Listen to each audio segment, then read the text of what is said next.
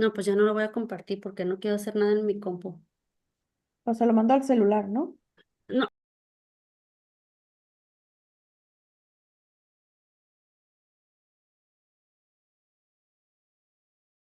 We will start, Professor Gita, with the transmission, and they will tell us when to say hello.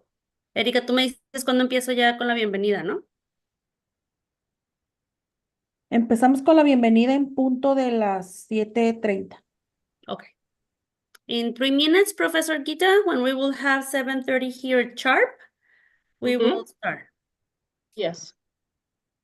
I have a ventilator, a fan on, because it's a little hot here. Is that okay? I mean, Yeah. can you hear? No, it's okay. No, Huh? it's okay. We cannot hear anything.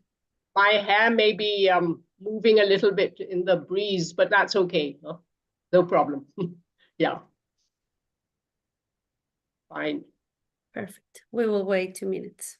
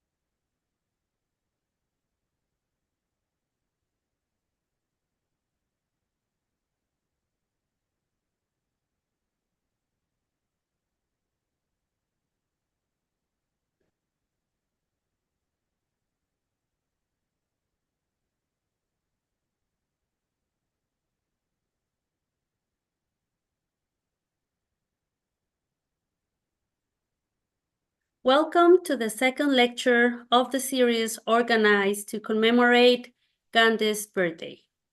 The first lecture took place in August 29th. CETYS University academic initiative with our Indian partners started formally in 2006. Faculty and student exchange, as well as short stays, had been the main emphasis of this initiative. CETYS University's alliances with Indian higher education institutions have focused on the state of Tamil Nadu in southern India, as well as Maharashtra and in the north in the Rajasthan region. As a result of the collaboration agreement signed with Gandhi Research Foundation in May 2008, our institution received an initial collection of 16 photographs of Gandhi's lives. In 2009, CETYS University requests an additional donation to the Gandhi Research Foundation to establish the Gandhi Study Center in Baja California, which contributes to the Gandhi Research Foundation's goals in northwestern Mexico and southeastern of the USA. In June 2009, CETYS University received a second donation that increased our collection. This collection of more than 300 items is the basis for the foundation of the Center for Gandhi's Studies. Its mission is to contribute to the goals and actions of the Gandhi Research Foundation, to promote the dissemination of Mahatma Gandhi's teaching, his philosophy, example of life, and leadership, as well as to understand and practice of the nonviolence options for conflict resolution. CETYS University and Gandhi Research Foundation recently signed another collaboration agreement, which will expand the scope and type of activities that both institutions will develop in the future. The Gandhi collection of the Gandhi Study Center is located at the Community Library at the Ensenada International Campus. Please feel welcome to visit the library and to learn more about Gandhi. I will welcome our speaker, Professor Geeta Dharampal. I will share with you very briefly her expertise. She is the retired head of the Department of History at the South Asia Institute, University of Heidelberg in Germany, and is since November 2018 Research Dean at the Gandhi Research Foundation in Jalgaon in Maharashtra. Having studied and taught at foremost universities in the United Kingdom, France, Germany, the USA, and of course, India.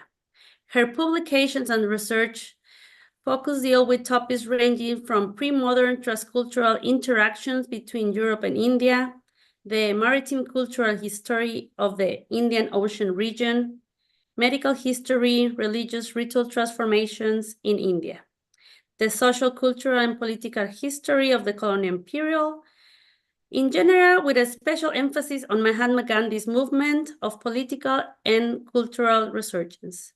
At present, she is engaged with strengthening the research wing of the Gandhi Research Foundation, as well as continuing the historical work of her father, Sri Dharampal, an historian and political philosopher whose publications have led to a radical rephrasal of conventional views of the cultural, scientific, and technological state of Indian society on the eve of the British conquest.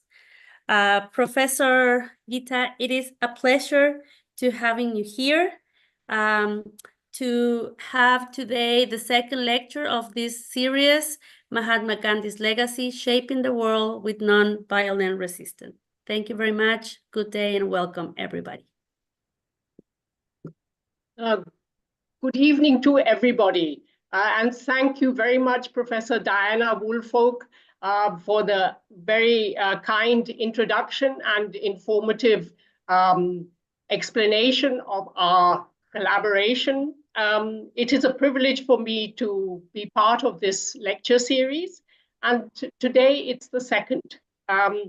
So I will start. My lecture will be accompanied by PowerPoint slides that illustrate what I'm saying. And Professor Diana has kindly offered to show these slides. So I hope it works and that the transmission is stable. Looking forward to having a discussion with you towards the end. So Mahatma Gandhi, as you all know, stands as one of the most influential figures of the 20th century, renowned globally for his steadfast commitment to non-violent resistance. His philosophy of satyagraha, or truth force, revolutionized not only India's struggle for independence, but also reshaped global narratives around justice, resistance, and human dignity. Gandhi's teachings transcended national borders, inspiring leaders and movements across various countries, including the United States, South Africa, and Mexico. It is therefore not surprising that the United Nations established October the 2nd as the International Day of Nonviolence in 2007 to honor Mahatma Gandhi's birth anniversary. This day is meant to spread the message of nonviolence through education and public awareness, and to reaffirm the importance of nonviolence in the world. So today, in celebration of our iconic personality's 155th birth anniversary, I have the unique opportunity to explore with you how Gandhi's message of nonviolence has continued over the last 7 or 8 decades to resonate in global movements. From the civil rights struggle in the United States to the grassroots activism of Cesar Chavez in Mexico and the US, from Latin American liberation movements to contemporary environmental struggles, Gandhi's principles provide a vital framework for resisting oppression and fostering equitable societies. We will also reflect on his profound influence on preeminent figures such as the Dalai Lama and Aung San Suu Kyi, examining also how his ideas remain crucial in addressing the pressing crises of our time. To set the stage, let's begin with a brief chronology of Gandhi's life, highlighting the crucial stages across his 8-decade journey that unfolded on 3 continents, namely Asia, Europe, and Africa. For more details, please refer to my first talk, Mahatma Gandhi, the Architect of India's Freedom. So today, I'll mention only a few key milestones.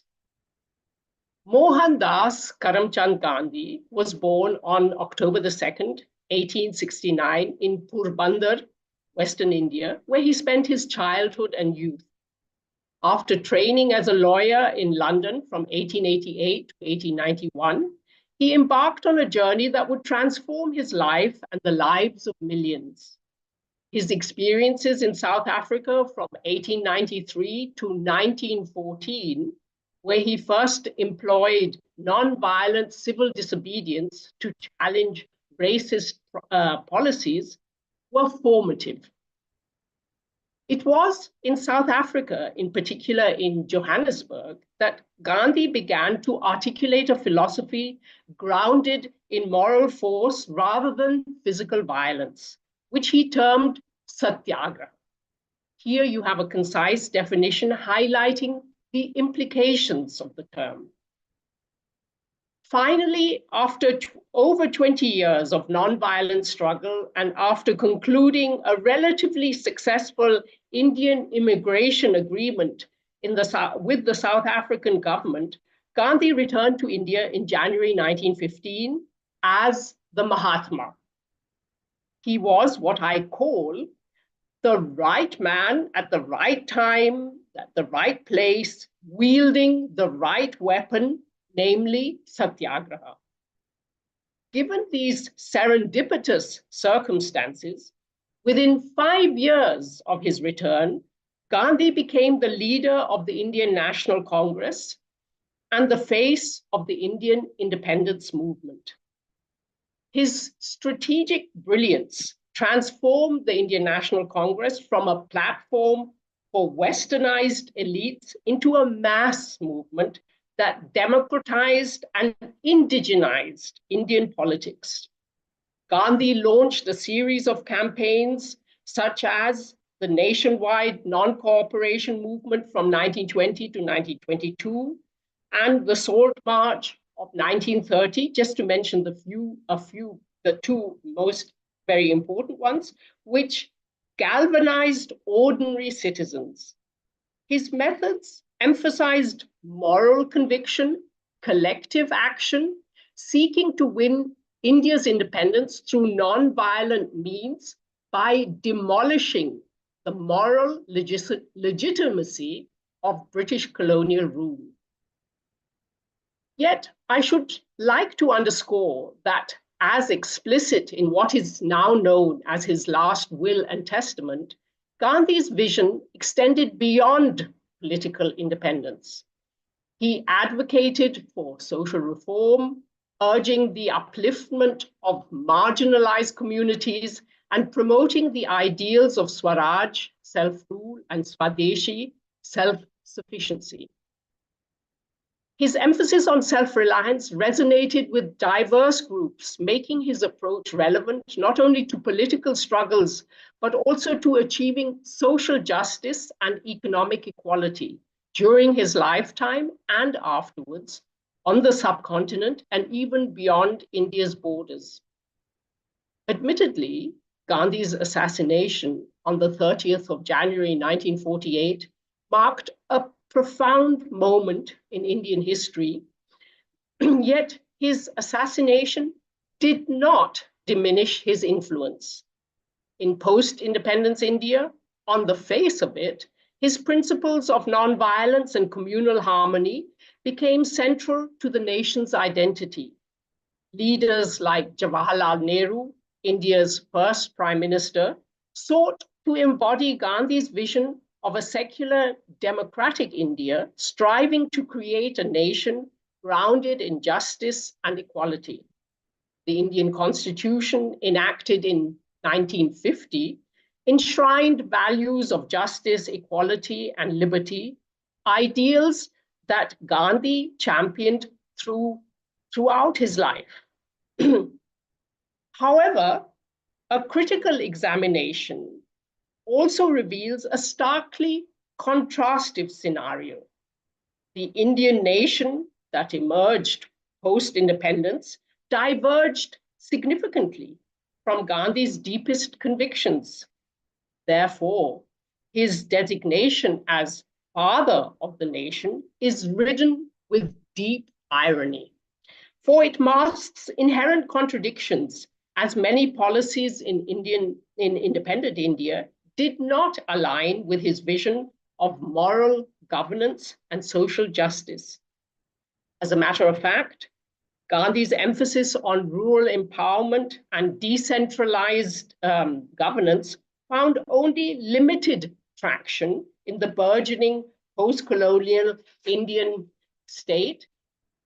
His critique of modernity, including the dangers of large-scale industrialization and the centralization of power, often clashed with the developmental agenda of the newly independent nation. Many in India, particularly among the upwardly mobile middle class, have deemed Gandhi's pioneering vision as outdated or irrelevant in today's fast-paced world. Yet fortunately, there also exist more reflective citizens who, while recognizing this divergence, argue that Gandhi's principles could offer valuable insights into contemporary challenges. For instance, his ideas about a decentralized economy, appropriate technology, and civil society resonate with modern movements advocating sustainability and grassroots empowerment. Some scholars even posit that Gandhi's perspective may align with postmodern critiques of industrial society, emphasizing local solutions over globalized models. From a broad perspective, Gandhi's ideals manifest today in various forms across India, from grassroots movements to government initiatives promoting rural development and self-sufficiency. His legacy inspires social reformers, environmental activists, and leaders who seek nonviolent solutions to pressing issues like poverty, communal violence, and environmental degradation. The organization which I am representing today, namely the Gandhi Research Foundation, is a paradigmatic example of Gandhi's relevance in India of the 21st century, as exemplified by Babapu 150, a transformative pan-Indian rural initiative set up 5 years ago to mark Bapu and Ba's, that is Gandhi and his wife Kasturba's, 150th birth anniversary. I can give you more details about this in the discussion. But now let me give you a brief overview of Gandhi's global influence. Mahatma Gandhi's philosophy and practice of nonviolence has significantly influenced global leaders, positioning him as what can be called a vernacular cosmopolitan figure.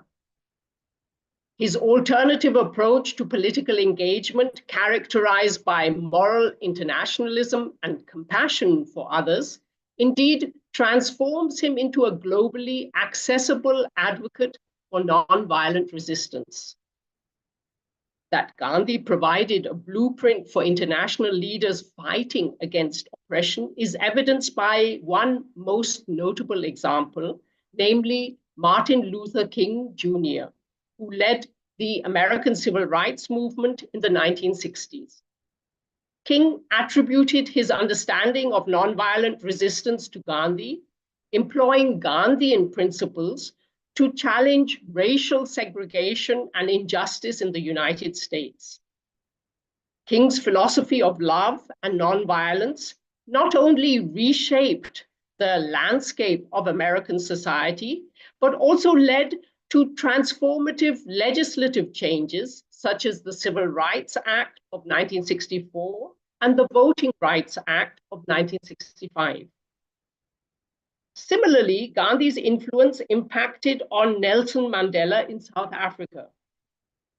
While Mandela initially embraced violence in the struggle against apartheid, he later adopted Gandhi's nonviolent philosophy, recognizing that lasting change requires moral authority and the rejection of vicious cycles of violence. Indeed, Mandela's peaceful negotiations and commitment to reconciliation were pivotal in dismantling apartheid and establishing a democratic South Africa. In Asia, the Dalai Lama, our charismatic global spiritual spokesman, exemplifies Gandhi's legacy through his advocacy for nonviolence against the Chinese occupation of Tibet. He echoes Gandhi's belief that true liberation cannot be achieved through violence, but rather through compassion, dialogue, and mutual understanding. His approach offers a powerful testament to the enduring relevance of Gandhi's philosophy in contemporary conflicts.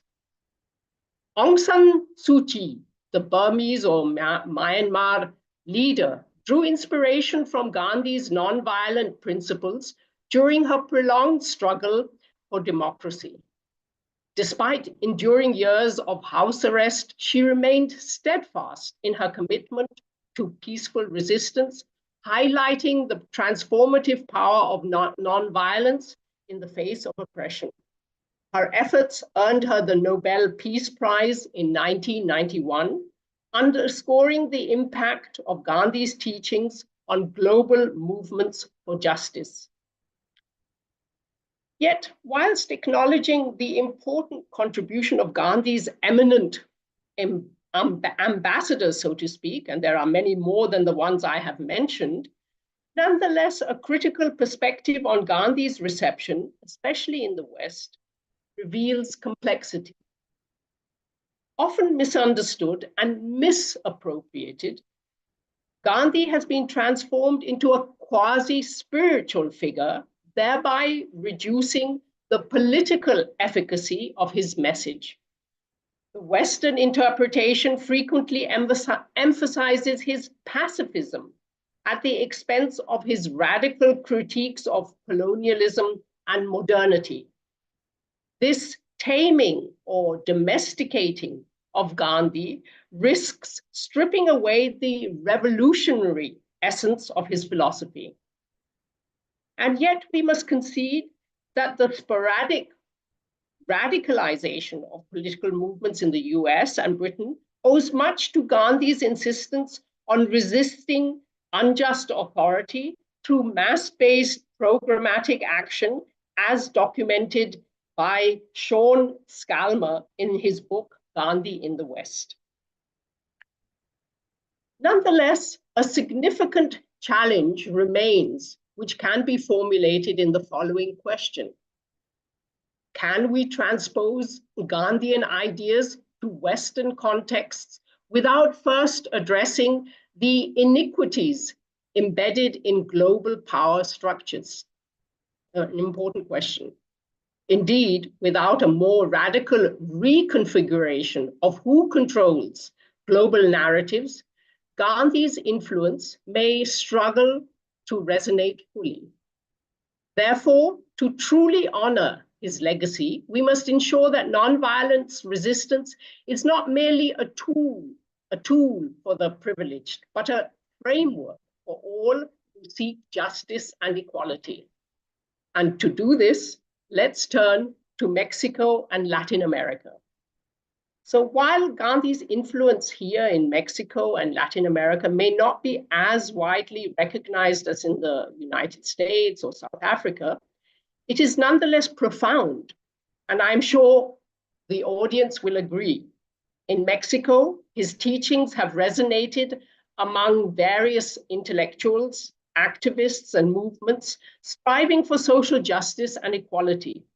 Let me just mention a few prominent individuals, but I'm sure you will supplement these names with other equally impactful persons.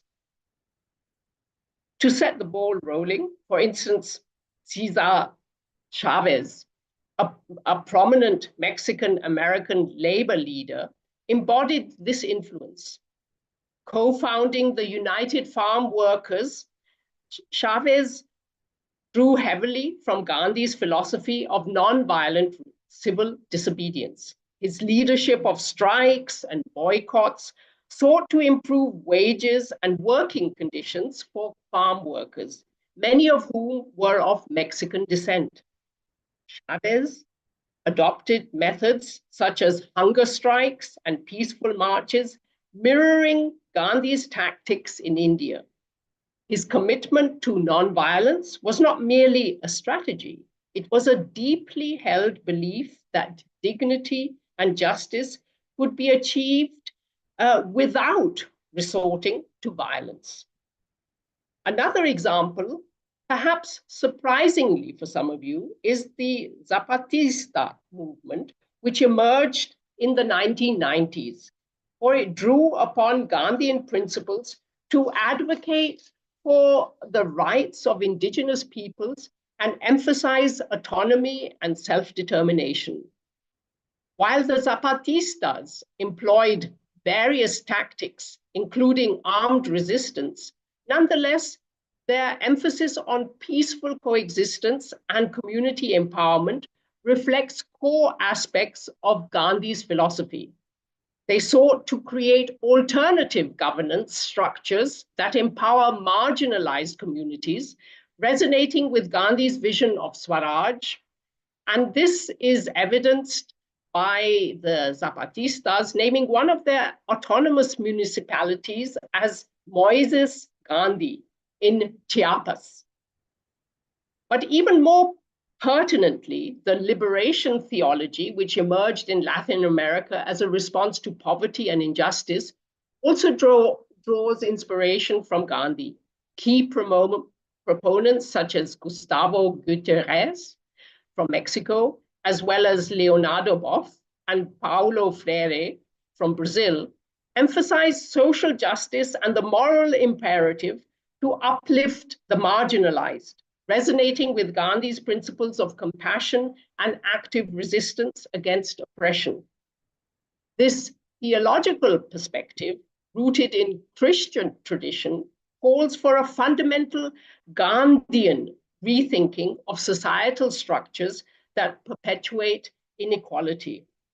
And refreshingly, Gandhi's legacy also inspired the world of art, as exemplified by the artist Frida Kahlo, whose work often explored themes of identity, pain, and social justice, and also embodies the spirit of resistance that Gandhi espoused.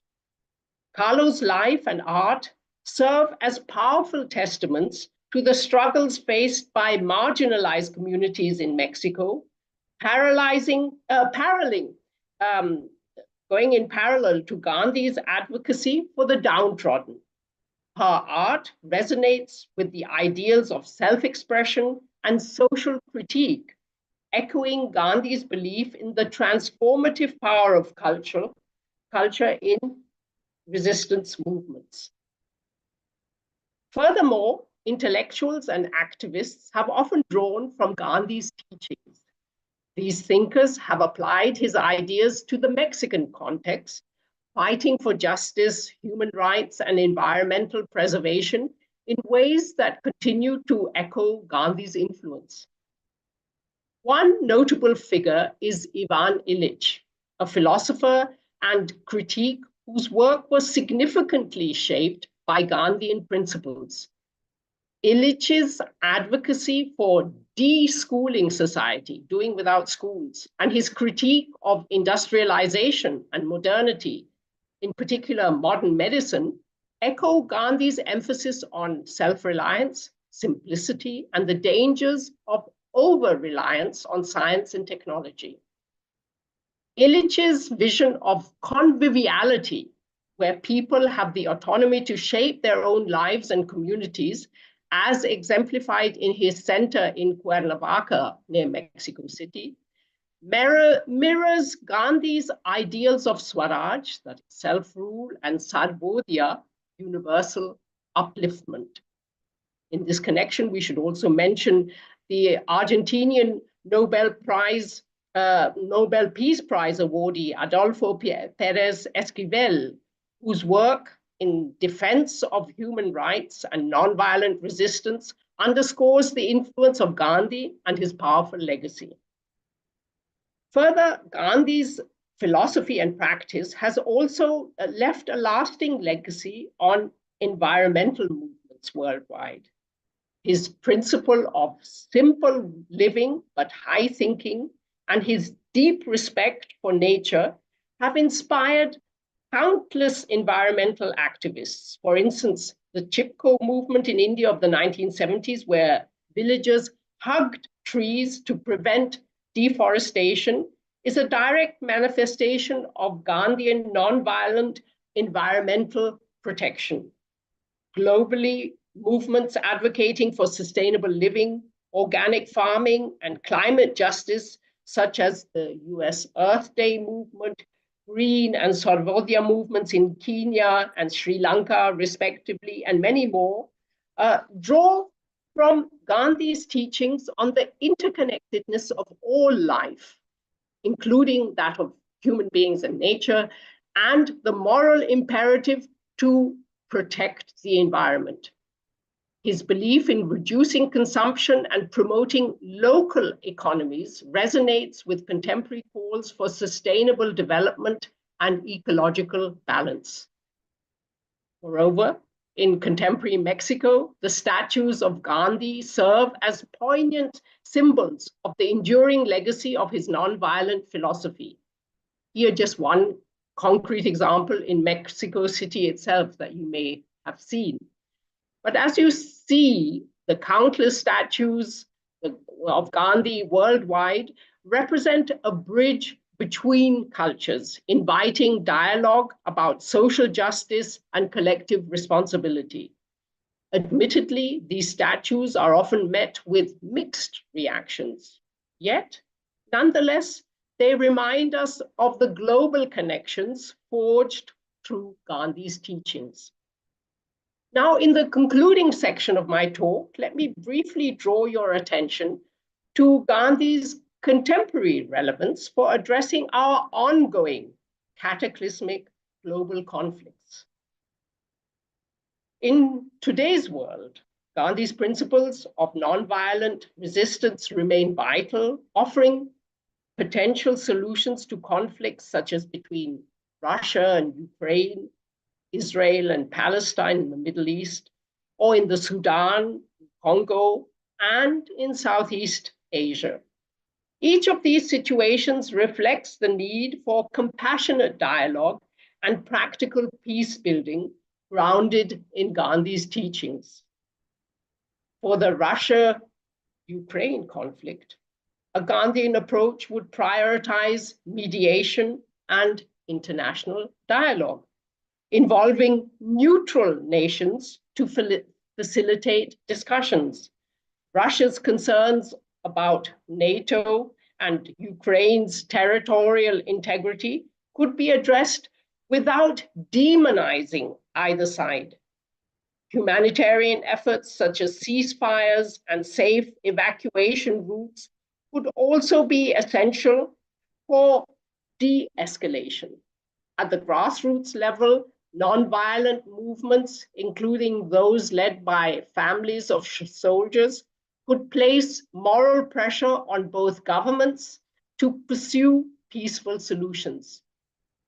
In the Israel-Palestine or Middle East conflict, dialogue involving all parties is crucial. Gandhi's idea of Sarvodaya, the welfare of all, suggests the necessity of mutual recognition of both Israel's right to exist and the Palestinians' right to self-determination. Solutions rooted in cooperation, such as a binational state, though challenging, could pave the way for lasting peace. Grassroots initiatives such as joint Israeli-Palestinian movements embody Gandhian ideals advocating coexistence through shared cultural and non-violent actions. For Sudan and the Congo, the focus could be on resolving structural violence and resource-driven conflicts.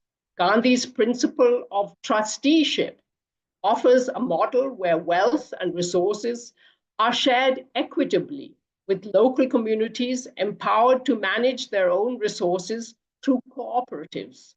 Local councils could also play a central role in mediating peace and fostering trust among conflicting ethnic groups, aligning with Gandhi's emphasis on self-reliance and community-driven governance.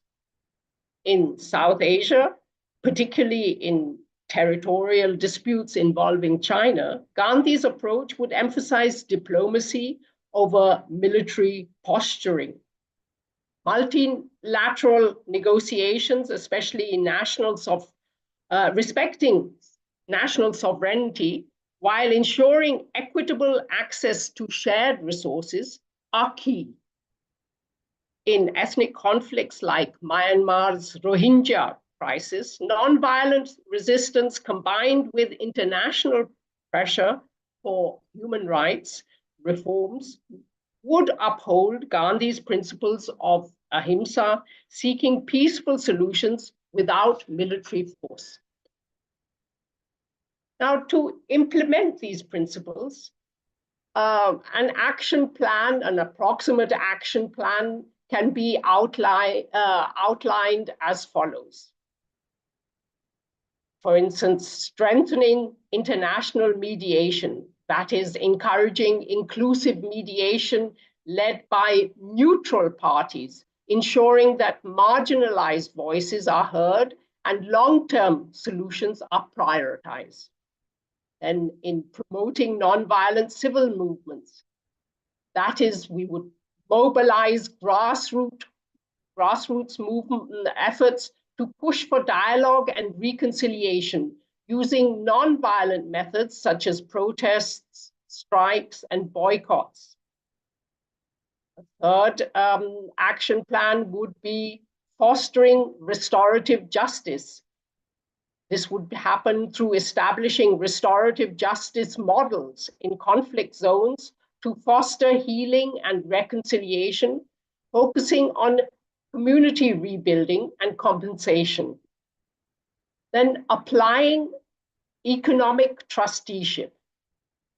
Thereby one would implement policies where resources benefit local communities, ensuring fair distribution and reducing exploitation by external forces.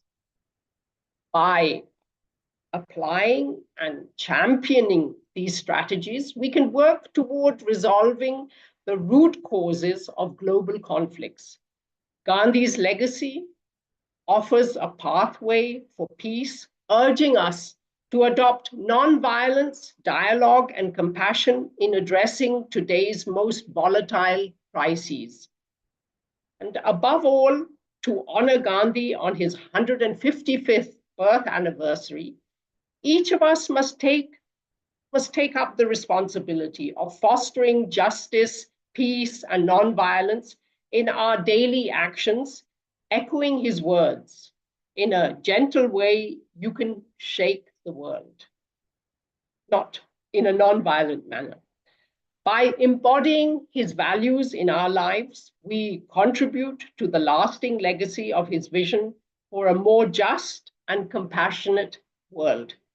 Thank you for being such an attentive audience. Now I look forward to the discussion.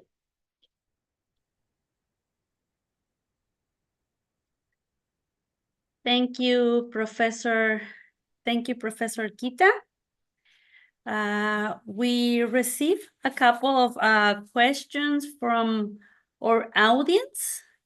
So I will share some of these questions with you. So the first question, do you think it is possible that Gandhi's philosophy can influence a positive change in the current political climate? That's a very fundamental question, and I think I tried to answer it in part in the concluding section of my talk. If we are focusing on the current ongoing crises in the world, I think it is true that Gandhi's legacy is still alive, but it is up to us to put it into practice. His emphasis on non-violent solutions and also a respect for the other, even if the other may be antagonistic and the enemy. In a way, I think it would be correct to say that Gandhi did not use the term enemy. It was an opponent, equally a human being or a country that had equal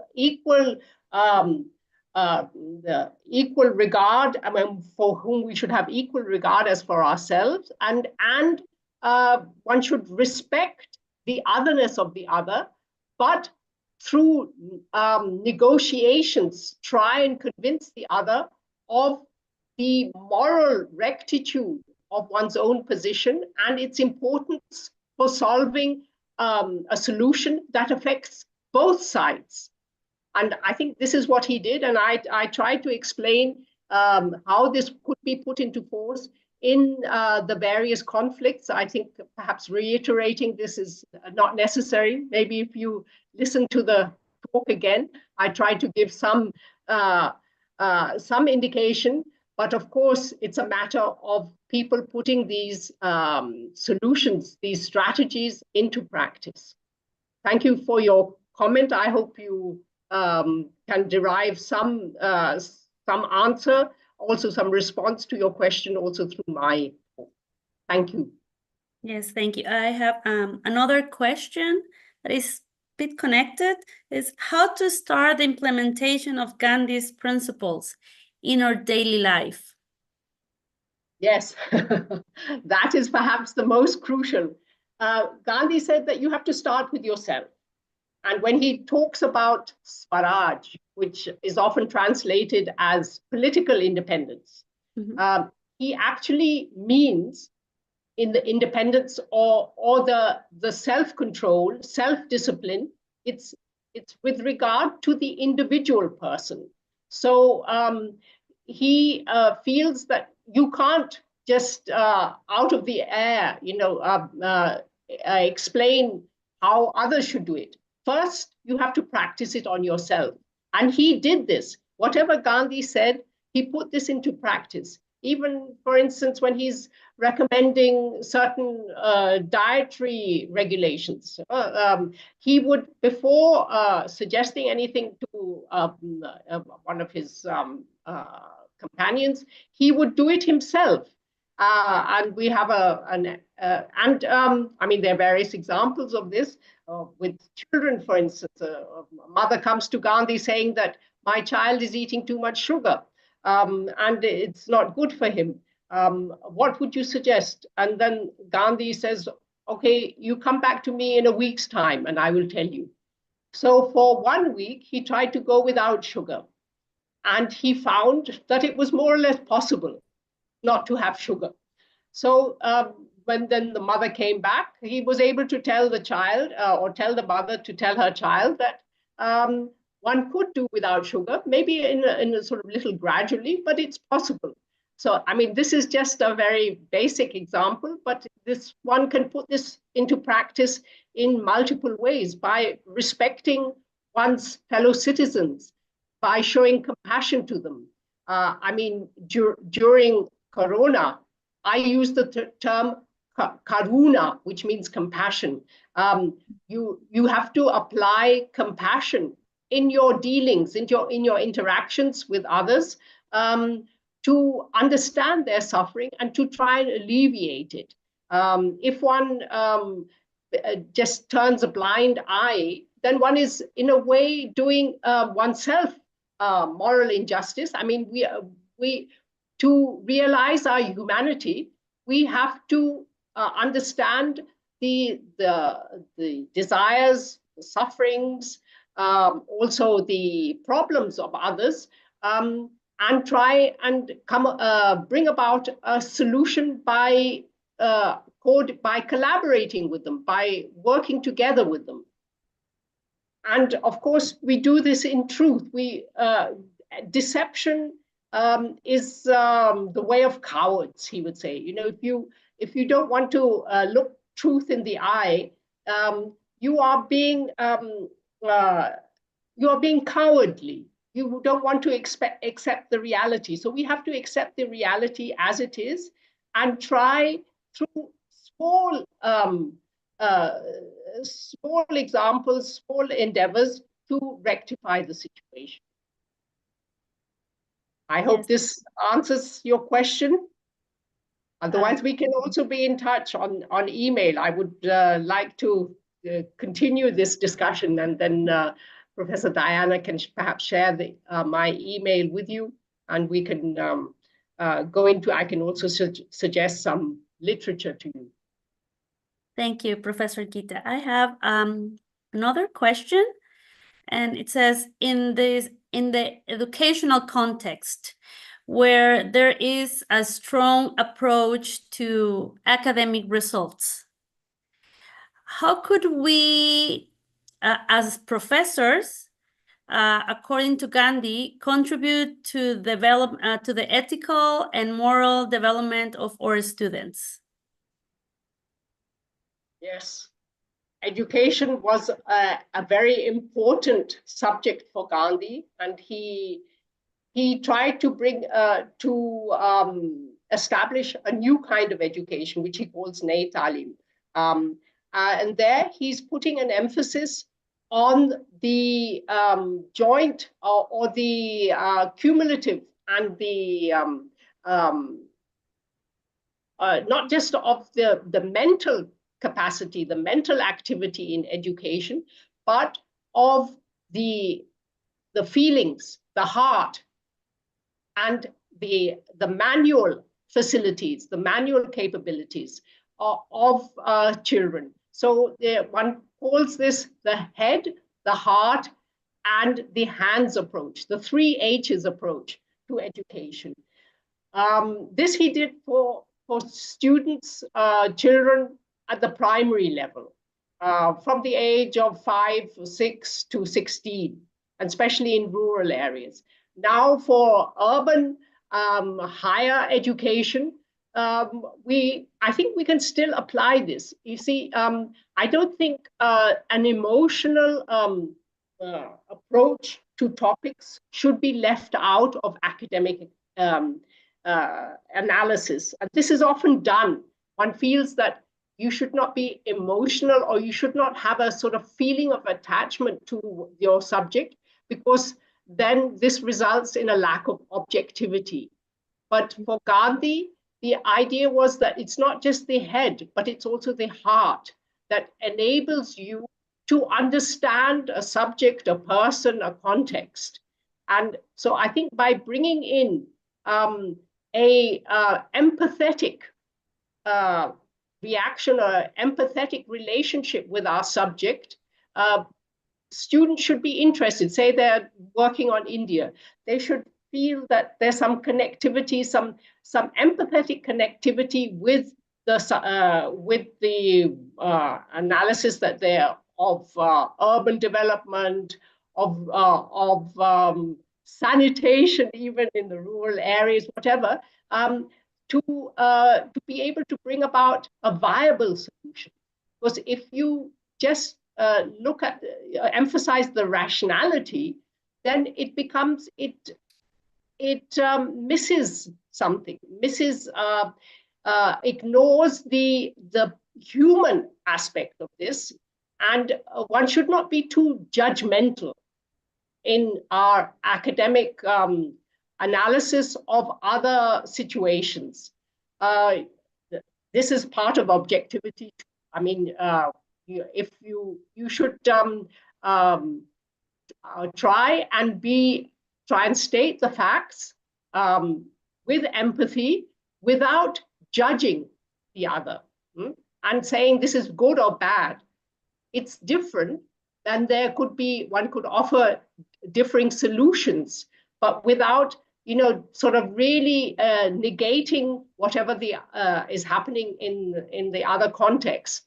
And I mean, there would be various ways of elaborating on this, but I think this is perhaps a crucial element that could be introduced into academic studies to make them more viable and more sustainable and more efficient for the young people who are involved in it, and for the context that they are analyzing.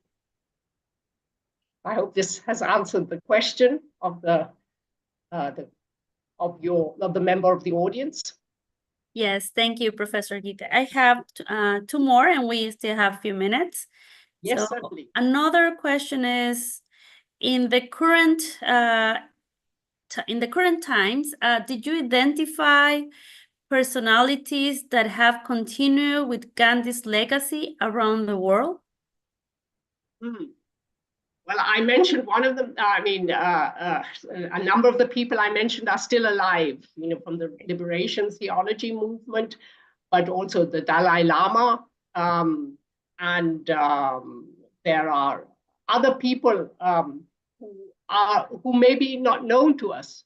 There are people who, I think, in everyday life, whom we can see, who have this understanding of how to resolve conflict situations by not putting themselves in the center, but the others, and looking at a solution that that incorporates a holistic solution, looking at the whole.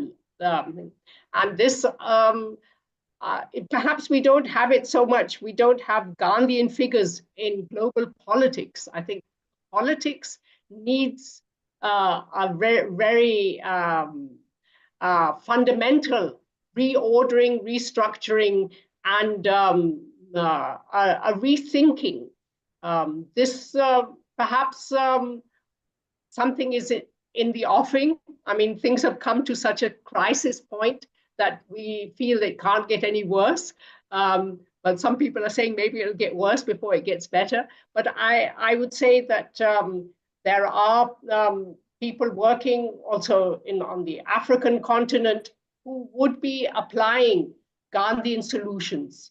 And maybe your neighbor next door could be considered having a Gandhian approach to life.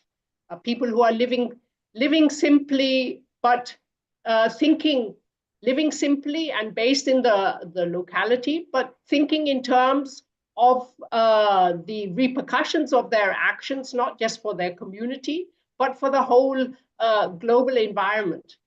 I think there what is happening in environmental movements is a very Gandhian approach to finding solutions. So maybe the environmental movements, to find solutions to the global warming. I mean, we have young people like Greta, Greta, what's her name? Thunberg, who's doing, I mean, as a schoolgirl, she started with nonviolent resistance and commitment, determination that what she was doing was right, but without using any violence, and trying to attract global attention. I think that this is important in our age of social media. We have to spread the word. And although Gandhi was against the overuse of technology, I think he probably would have been one of the most active bloggers in the 21st century, because he was continually writing. He wanted to get his point across. He could be very precise and concise in his articulation of solutions to problems. and he was a very practical man. So this, I think, would be a partial answer to the question. Thank you, Professor Kita. On behalf of the time, I would like to close this session, thanking you and Gandhi Research Foundation for this amazing lecture, the second lecture of the series to celebrate Gandhi's birthday. And we truly believe that we could be the change that we want to see in the world, as Gandhi said. Thank you very much, Professor Diana. Yes, and I would also like to thank the team for doing everything so well. Everything worked, and even my connection here worked. I was a little bit nervous that it might get interrupted in between. Yes, it would be very good if we can continue this kind of dialogue. If I were a little younger, I would try and learn Spanish. I remember when I was at school in England, I started learning some words of Spanish, el campesino and things like that. But I'm very pleased that I was able to hold this lecture in English, and I hope it was audible and understandable to the audience. Maybe it can be translated into Spanish if there is interest. And yeah, I wish you a very happy and peaceful end to the 2nd of October in Mexico. We in Jalgaon had a very impressive celebration of this day yesterday. We are 12 hours ahead of you. And we look forward to collaborating more intensively with CETYS and maybe to receiving students here on our campus at Gandhi Tirth. This means the pilgrimage site for Gandhi, and it really is a kind of small pilgrimage site. So we look forward to welcoming many people from Mexico to Jalgaon in Maharashtra. Thank you very much. Thank you very much, and thank you to all our attendings. This lecture and the previous one are recorded and will be available in CETYS YouTube channel. So thank you very much, and good day to everybody. Thank you. Thank you.